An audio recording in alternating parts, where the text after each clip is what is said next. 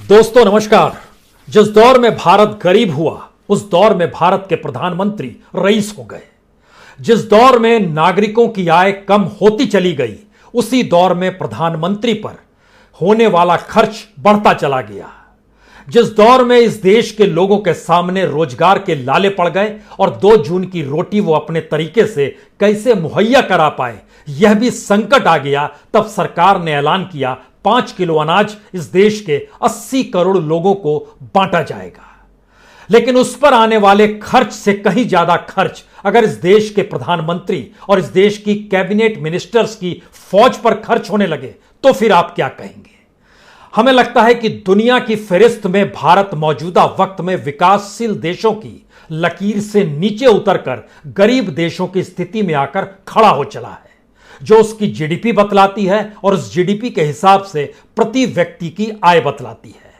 लेकिन दुनिया के राष्ट्राध्यक्षों की कतार में भारत के प्रधानमंत्री पर होने वाला खर्च शायद अव्वल दर्जे का है, एक लिहाज से सबसे ऊपर है। किसी भी दुनिया के देश में इतनी असमानता नागरिक और चुने गए प्रतिनिधि यानी प्रधानमंत्री के बीच आपको देखने को नहीं मिलेगी। पैसा टैक्स पेयर का है, पैसा जनता का है, जो बैंकों में जमा होता है वह भी करोड़ों की तादाद में इस देश के कॉरपोरेट्स को बांट दिया जाता है। पैसा जो टैक्स पेयर का आता है उससे कितनी रईसी के साथ इस देश के प्रधानमंत्री अपनी जिंदगी को जीते हैं यह भी आंखों के सामने है। लेकिन नागरिकों के हक में कुछ नहीं आता है। तमाम आंकड़े और तमाम सच या कहें तमाम हकीकत आज हमें लगता है कि आपको जानना चाहिए।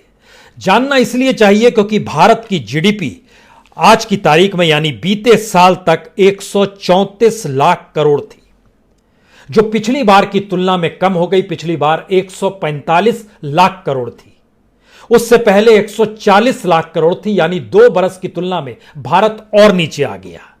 और इसी परिस्थिति का जन्म लेता है प्रति व्यक्ति आय। जाहिर है इस देश के ग्रामीण, आदिवासी, सुदूर इलाकों में या शहरों में रहने वाले लोगों की आय भी जो बताने हम जा रहे हैं, जो जीडीपी के रेंज में आता है, उतनी शायद नहीं होगी, लेकिन फिर भी एवरेज निकाला जाता है।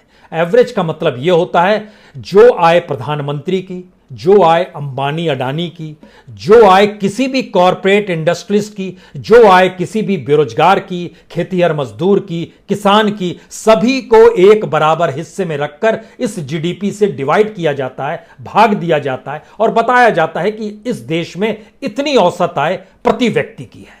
और आज की तारीख में जब पर कैपिटा इनकम निकल कर आता है तो 2017-18, 2018-19, 2019-20 इन सब से नीचे आ गया और एक साल में भारत में प्रति व्यक्ति आय 1 लाख से भी कम हो गई। इसको थोड़ा हम और सरल करते हैं। 1 लाख कम से मामला नहीं चलेगा, सीधे जानिए 99,694 रुपए